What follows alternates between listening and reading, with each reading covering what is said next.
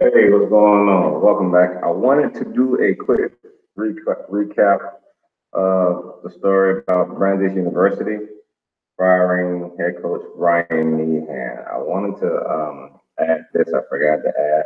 I mentioned it in the first one, but the investigation that took place, I wanted to give you some more sauce. Um, and like I mentioned in the first episode, in the first show, please go back and watch part one. But the players initially took their complaints to HR and to the administration at Brandeis University in May 2017. Um, Now the players thought it would be fairly a quick process. It's May is no basketball season isn't in session, so they initially thought, hey, this would be quick, a no-brainer. This would be resolved by the start of the new season. Now, that did not happen.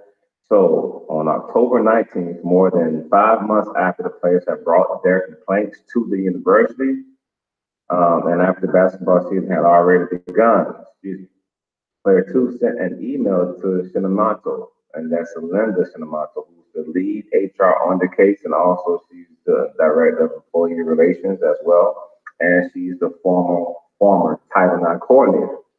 So he sent an email, and I wanted to read the email that he sent to Linda because, like I said in the first episode about this topic, I mentioned that Deadspin did obtain this series of emails between players and parties involved. So let me read the email that player two sent to Cemento, pretty much about, hey, what the fuck taking so long? Here we go. This was to Linda, October 19th at 3:09 p.m. Dear Linda, when we last spoke on September 28th, you told me that Cheryl Sosa, who's the VP of HR, I believe, would have a decision on the preliminary findings within a week. It is now October 19th, and the basketball season has already begun. But still, no decision has been made. When we filed the complaint in May, we intended on getting a decision before the basketball season. So, and something's blanked out, would be able to play if you all decided to terminate Brian Meehan. Throughout the investigation process, you and your team constantly pushed back the dates on when you would disclose the preliminary findings to us. From these actions, I'm finding it difficult to rely on the judgment of the administration as you have kept, as you have not kept with the timeline that you have given. I take this issue very seriously, and it disappoints me to see that I cannot rely on my administration to handle the to handle this issue. Regards, name Black Dot, they just refer to as player two, sent from iPhone. Now, he pretty much called the ass out saying, hey, I can't rely on y'all. You not sticking to any of the timeline you've given me. I can't rely on you guys. Pretty much, he called that ass out. So she responded the same day. And she go, I guess, like my wife said, hit dog will holler. That's, you know what I'm saying? So she responded back the same goddamn day saying, hi, I do apologize for the time frame that this has taken on this HR investigation. As promised, Cheryl Sosa has made a decision on this matter within the time frame that I mentioned to you, and she has communicated the decision to Coach Meehan this week. Per our HR policy, Coach Meehan now has 10 working days to file an appeal. Once that process is completed, I had planned to meet with all of the complainants about the final closeout. Feel free to let me know if there are questions in the interim. Now, 3 weeks passed without the player saying anything. When player two again followed up with Shinamato on November 7th, he received a response that contained only one sentence in the subject line. Want to know? You want to hear about it? I'll tell you. I am no longer at Brandeis University. Oh, shit. See, that's that bullshit. See, that's that slick and ridiculous because her last reply to this player was, "Hey, pretty much. As promised, Sheriff Souza has made a decision on this matter within the time frame that I mentioned to you, and she has communicated the decision." So apparently, Linda told that this is it was already a decision. 3 weeks go by, he sends a follow up email. She lets him know in her rebuttal, pretty much. I am no longer at Brandeis University. So here we go. The lead HR on the case was no longer at the school.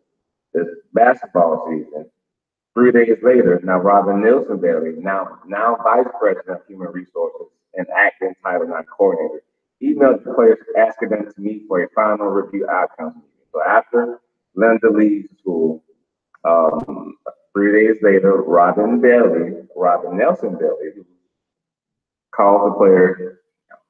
She's gonna let you know what's going on for a final review outcomes meeting. And let's see what happens. Uh, on the call, she said the HR rep did not explain Shinamato's sudden departure days before final reviews were to take place.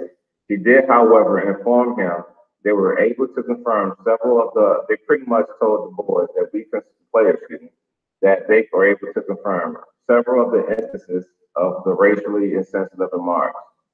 But she didn't tell them which ones that was confirmed. Pretty much all of them. They didn't know what the hell going on. Player two was saying that all he remembers that Shinamato is he kept prolonging the process. Nathan, when Nathan Bailey did tell the players that uh, Meehan would face internal punishment, but she couldn't inform them what form of that punishment that was going to take place. So she pretty much again she said again from another place she said when we spoke to them she said they said we punished them, but we can't tell you how we punished them. That's all they said. Uh, and another player wanted to go have a face-to-face meeting with Robin Nelson Bailey. I got her name right. Let me make sure. Robin Nelson Bailey, yeah, the new lady who took over the case from Linda. So they pretty much got a raw deal. So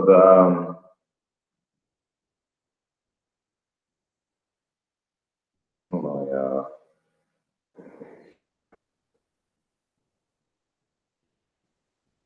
The coach kept coaching.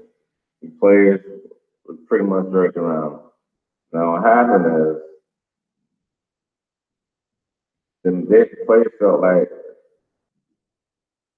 the administration of the administration of the institution would have to feel pressure for something to get done.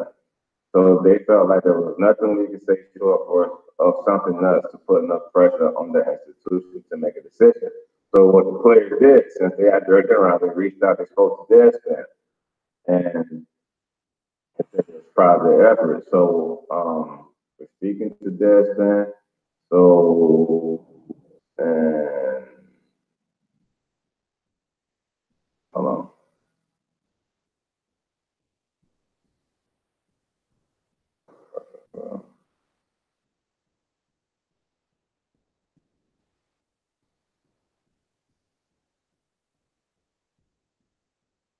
Now, pretty much this coached us 15 seasons. Now, because the coach wasn't disciplined and apparently a decision was made as they told the players, but they couldn't tell them what the decision was. So it took me a little.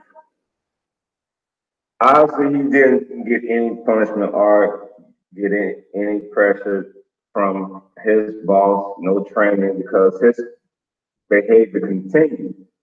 That's when the comment that many heard now that he told them, I have to play shit back to Africa because his behavior continued. The sending back to Africa and Ebola comments occurred this recent season after the investigation was completed.